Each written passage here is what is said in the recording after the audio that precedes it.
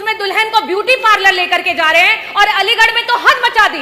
एक टीचर को आपने कुत्ता गिनवाने के लिए लगा दिया। ये आपकी सरकार है। चौधरी चरण सिंह जी को नमन करती हूँ और मैं आभार व्यक्त करना चाहूँगी, आपने मुझे बेसिक शिक्षा मंत्री जी से प्रश्न पूछने का अवसर दिया। अध्यक्ष जी, मेरा प्रश्न जो था शिक्षा विभाग के पिछले किए हुए कृत्यों से जुड़ा हुआ था, क्योंकि अभी कुछ दिन पहले ये देखा गया कि विभाग के द्वारा कई सारे प्राइमरी स्कूलों को बंद किया गया मर्जर के नाम पर, और जब उसका कारण पूछा गया तो ये बताया गया कि उन स्कूलों में जो है बच्चों की संख्या कम है।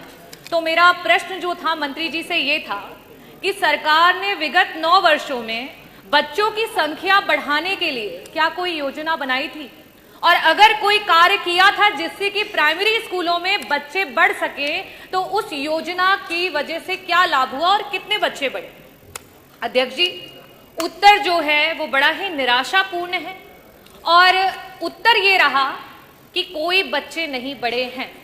और योजना का क्योंकि मंत्री जी ने जिक्र नहीं किया, इसका मतलब कि सरकार ने कोई योजना बनाई ही नहीं कि सरकारी स्कूलों में जहां गरीब के बच्चे पढ़ते हैं, जहां पीडीए के बच्चे पढ़ते हैं, वहां उनको अच्छी शिक्षा दी जा सके।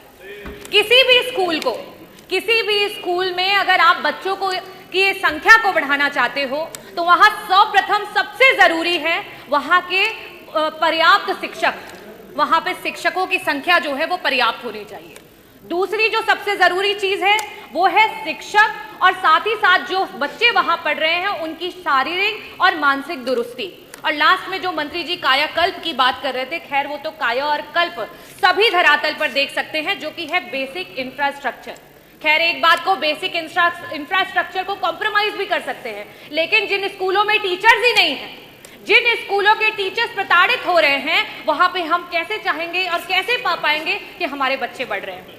मेरा पहला प्रश्न जो है मंत्री जी से ये है कि आज 9508 ऐसे स्कूल हैं जो सिर्फ और सिर्फ एक टीचर की वजह से चल रहे हैं, और कई सारे ऐसे स्कूल हैं जहां सिर्फ और सिर्फ शिक्षा मित्र हैं। ऐसी स्थिति में क्या सरकार शिक्षक भर्ती को और देरी ना करते हुए, क्योंकि 2 लाख से भी ज्यादा टीचर्स की आज सरकार की कमी है, उसको पूरा करने के लिए जल्द से जल्द शिक्षक भर्ती लाएगी, और लाएगी तो कब? और साथ ही साथ जो हमारे शिक्षा मित्र उतना ही काम कर रहे हैं और उनके पास जो है टेट क्वालिफाइड है, उनका समायोजन करने या उनका मानदेय जो है उसको बढ़ाने के लिए सरकार कब विचार करेगी? मेरा दूसरा प्रश्न मंत्री जी से ये है, क्योंकि मैंने मानसिक और शारीरिक दोनों की दुरुस्तता की बात की। जो टीचर्स आज आपके बीएलओ बने पड़े हैं, जो टीचर आपके सर्वे कर रहे हैं, जो टीचर गणना कर रहे हैं, जो टीचर आपके मिड डे मील करवा रहे हैं, जो टीचर आपके अगर समूह का विवाह हो रहा है तो उसमें दुल्हन को ब्यूटी पार्लर लेकर के जा रहे हैं, और अलीगढ़ में तो हद मचा दी। एक टीचर को आपने कुत्ता गिनवाने के लिए लगा दिया। ये आपकी सरकार है।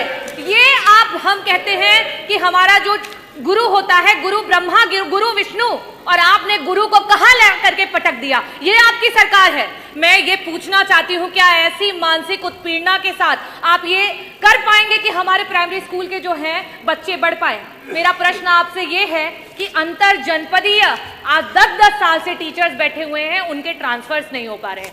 ऐसी स्थिति में क्या सरकार, जो हमारे टीचर्स हैं 1,86,000 ऐसे टीचर्स हैं जो कि टेट के बिना ही उनको नौकरियां मिली, आज उनके ऊपर टेट की मार आ गई है।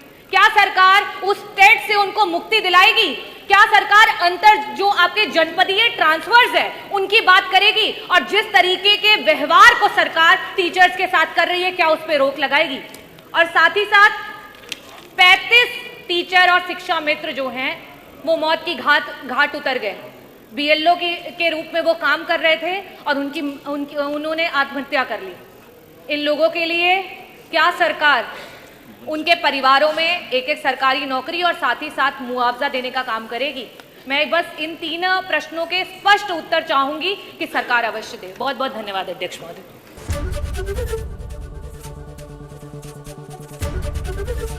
एबीपी गंगा, खबर आपकी, जुबान आपकी।